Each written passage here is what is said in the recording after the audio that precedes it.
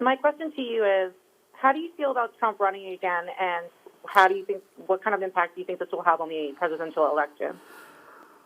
You know, yeah,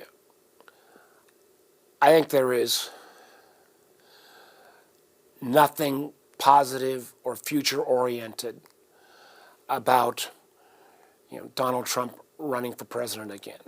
This is a three-time loser who we see time and again doesn't have a vision for America, but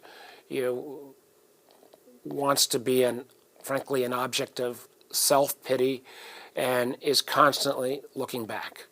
This may sound strange coming out of me, but I think America is healthier when you've got two strong political parties, a center-left party that's the Democrats, and you've heard me call out many times when I feel like the Democrats have gone too far to their extreme, and a center-right Republican Party. I want there to be a strong Republican Party, but it's got to be grounded in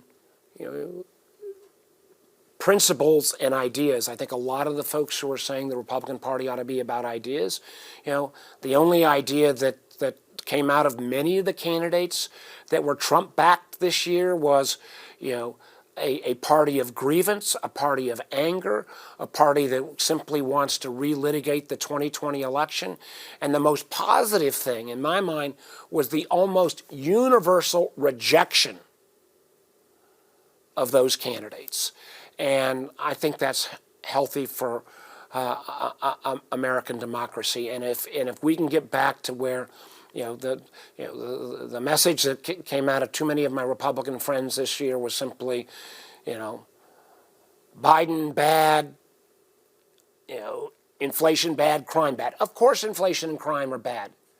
But I didn't hear a single idea proactively going forward on how we grapple with this. I didn't hear anyone that say, well, actually, the infrastructure bill that we put in place, which we've not spent out at all, long-term will help bring down inflation because we're going to have a more efficient system, because we're going to have broadband to every community. That means you can live where you choose to live, and you don't have people driving up inflation. Everybody's got to move to an urban area.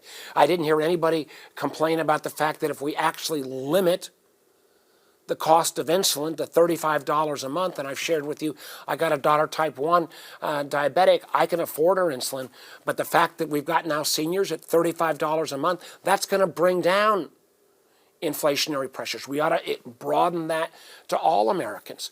So frankly, the pitifulness of the kind of attack ads with no ideas, that kind of, in my mind, exemplifies the MAGA approach. Frankly, it might be good news for the Democrats if he continues to win, but I'm not sure it's sure as heck not good news for our country, and it's not good news for a Republican Party that I want to be strong, competitive, where we got to duke it out on the ideas about how we're going to make our country better, how we're going to make our Commonwealth better. That's where I hope our political debate can return to. Senator